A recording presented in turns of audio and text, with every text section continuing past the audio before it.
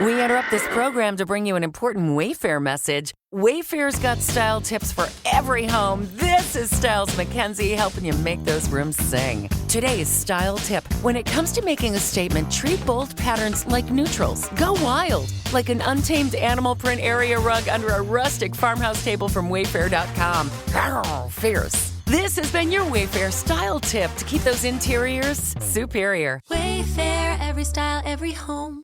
When we started writing our thoughts down on paper, it opened up endless possibilities.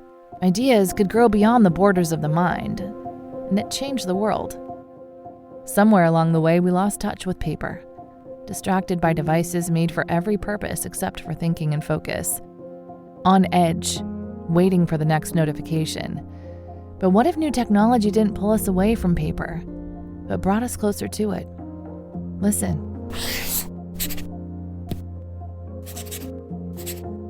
That's not paper. It's the sound of the new Remarkable Paper Pro, rewriting the future. A paper tablet with a true color ink display, gentle reading light, and unheard of tactility. With digital features for taking notes, thinking, and organizing, without any distractions. Paper is about to change the world again. Get your paper tablet at remarkable.com today.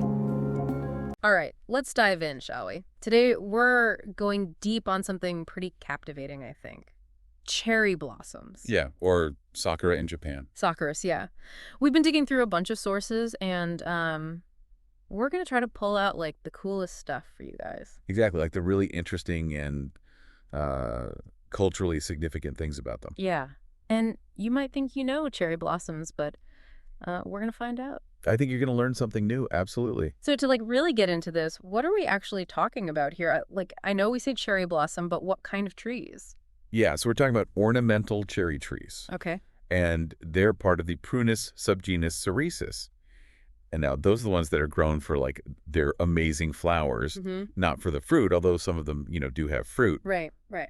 But the Japanese cherry that you often hear about, like in English, that refers to Prunus cirillata. Okay.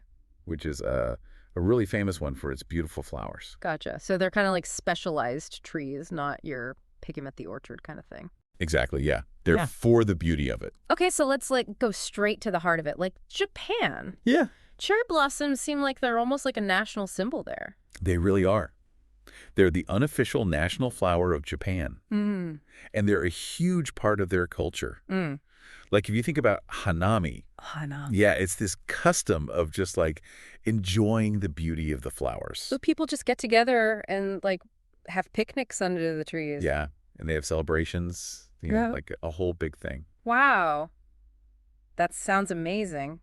But it's not just about, having a nice time under pretty trees, right? There's like a deeper meaning there, too. Yeah, you're right. There's a lot more to it. The thing about cherry blossoms is they don't last very long, which kind of reflects the Buddhist idea of impermanence. Okay. So it symbolizes like the beauty and how delicate life is. And it's kind of a reminder that nothing lasts forever. Right, right. It's like a visual metaphor for how quickly everything changes. Exactly. And what's kind of cool is that hanami used to be something only the imperial court, like the elite, did. Oh, really? Yeah, but then it spread to the samurai, and eventually just everybody started doing it. So it went from this exclusive thing to like a national tradition. Exactly. That's really cool. So, okay. Cherry blossoms. There are a lot of different kinds, right? Oh, yeah, tons. It's not just like one shade of pink like you see on like greeting cards or something. No, not at all. Cherry trees, they kind of naturally just like to change up a bit. So people started cultivating all these different varieties called cultivars. Okay. Just to make them look different, all these different kinds of flowers. So it's like people working with nature. Yeah. Like some of the key species they use are Prunus speciosa, which is the Oshima cherry. It has really fragrant white flowers. And Prunus itasakura. What was that one? Prunus itasakura. It's also called Prunus subvertella, or Ido higan. Okay. It's known for its beautiful weeping branches. And of course, the Prunus cirillata we were talking about before. Right. They all have these special traits that make them perfect for creating new varieties. Wow. So there's like a whole science to this. Wow. So when's the best time to, see all these amazing blossoms? Where the blooming season, it's like a wave that travels across Japan. Oh. It starts down south in Okinawa like around January. Okay. Then it moves north, and by the beginning of April, it hits Kyoto and Tokyo. Uh-huh. But lately, they've been blooming a bit earlier. Really? Yeah, like end of March sometimes. Maybe something to do with the climate. Who knows? So if you want to see them, better plan your trip carefully. Right. I was reading there are some that even bloom in winter. Yeah, those are the Fuzakura. They're the winter cherry blossoms. Fuzakura. Yeah.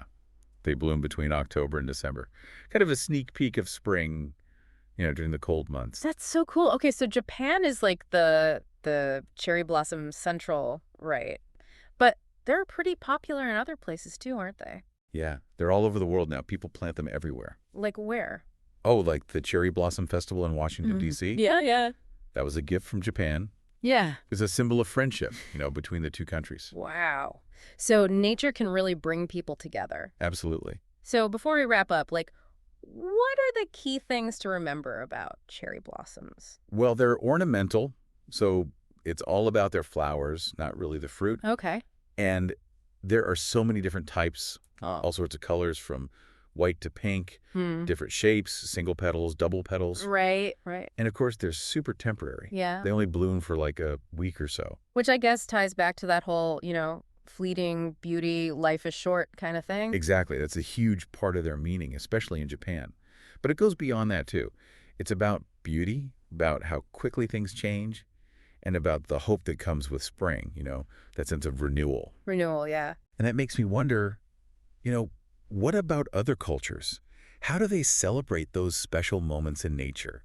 Like, what do those moments mean to them? That's a pretty cool thing to think about. That is a great question. And on that note, we're going to have to leave it there. Yeah, we are out of time. So much more to explore. But until next time, Keep on diving. we'll see you later.